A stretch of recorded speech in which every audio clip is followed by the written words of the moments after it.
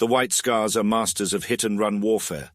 They strike fast and hard, their warriors speeding into battle in the saddles of powerful bikes, riding in the troop compartments of armored transports, or descending from the storm-ravaged skies using grav chutes and jump packs. There are those who might look at the White Scars' tribal scarring, their barbarous warrior finery and the ferocious joy they take in battle, and think them little better than power-armored savages. Yet to view them as such is to underestimate them by a deadly margin. Following the teachings of their primarch Jagatai Khan, these sons of the planet Chogoris temper ferocity with wisdom. They stalk their enemies like the plains huntsman, circling patiently and probing their prey until they know their every weakness by heart. Only then do the White Scars attack, blending speed, strength, the might of the elements and the lethal bite of potent Adeptus Astartes weaponry to utterly devastate their foes. The homeworld of the White Scars is Chogoris, known in imperial records as Mundus Planus. It is a fertile world with lush greenery, soaring mountains and azure seas. Yet for the tribesmen from which the chapter draw their recruits, it is no paradise. Even before the coming of chaos, Chogoris offered a harsh, unforgiving existence to its steppe tribes. In comparison to many worlds within the Imperium, Chogoris is relatively undeveloped. While there are cities and spaceports scattered across the planet's surface, its society is semi-feudal, with much of its population inhabiting the wilderness of the Empty Quarter. This is a steppe environment, characterized by vast plains stretching as far as the eye can see and bounded by towering mountain peaks and windswept deserts. Nomadic horse tribes roam across this landscape, driven by the planet's extreme climatic shifts, and these warrior societies provide the new blood for the White Scars' recruitment. The tribes have little contact with the technology of the wider Imperium. They hunt using bows and the great raptors they call Berkuts, and war against each other using their hunting implements and swords. Much of the equipment they require to survive on the steppe is made by processing elements of the hardy Adu and Yat beasts they raise. Nonetheless, they are far from being primitive. They create singularly beautiful weapons and treasures of great artifice, and amongst their number are masters of calligraphy and poetry. Some of Chogoris's tribes are populous, and bear dynastic names that can be traced back across the centuries. Others are offshoots of the great tribes or the progeny of outcasts.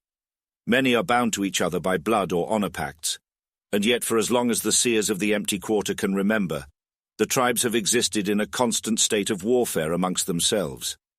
Only the histories held by the White Scars tell of a time when the tribes were unified, when the primarch Jagatai Khan arrived on Chogoris. The Kagan, as he became known, led them to war against the cruel empire that ruled much of the planet, at the head of which was the mysterious figure called the Palatine.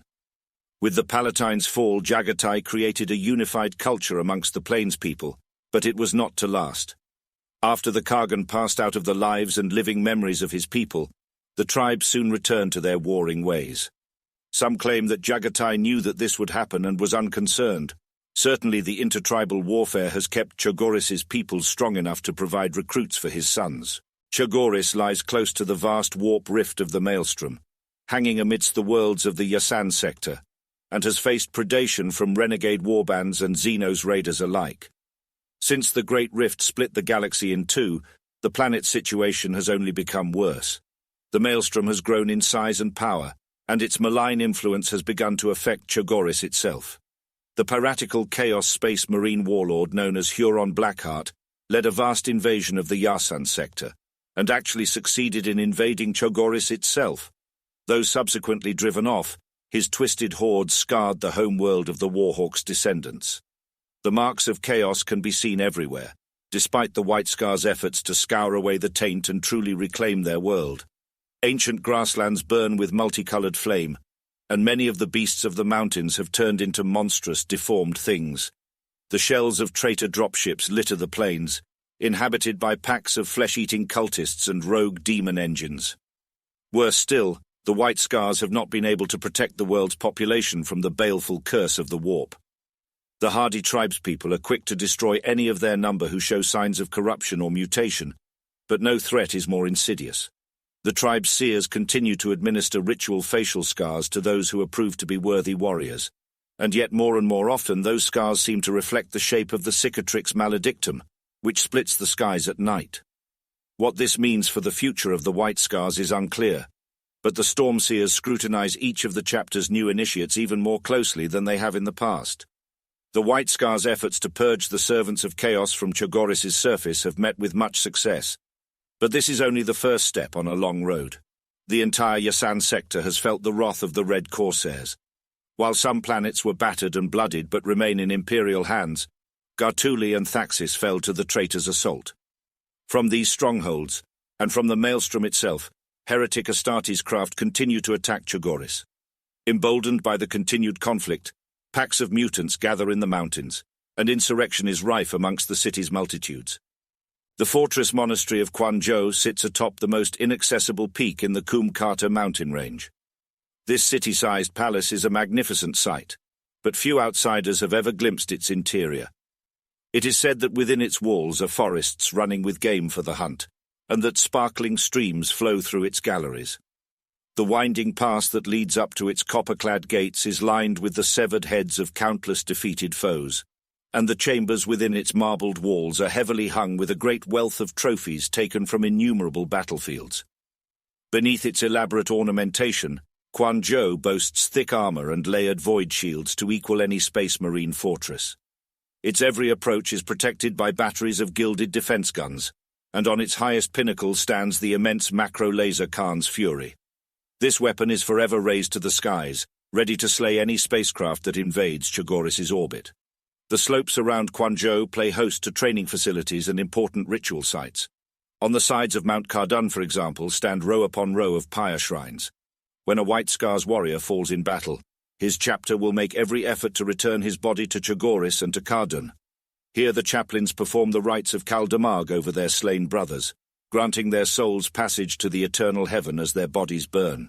From his fastness in Quanzhou, Chapter Master Jubal Khan sees some fiendish intelligence at work in the pattern of the ongoing attacks. He is determined to stamp it out and reclaim the subsector in the Kagan's name. But even with a chapter at his disposal, his task is monumental.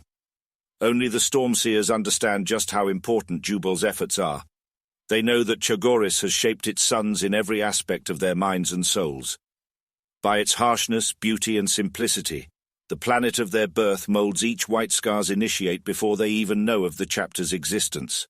Even the vast emptiness of the heavens grants the maturing warrior a perspective denied to those raised on a hive world or a fume-smogged factory planet.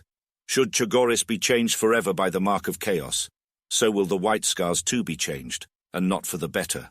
Warriors of Chogoris, brothers of the great tribe, the Star Hunt calls you, do you not hear it? The battle's red edge is your home, the respect of your kinsman your hearth. Plunge into the enemy's breast like a blade, cut out his heart, and you will know fulfillment. The Emperor has given us strength. In return we give him victory. Jagatai Khan, the last charge of Galathama.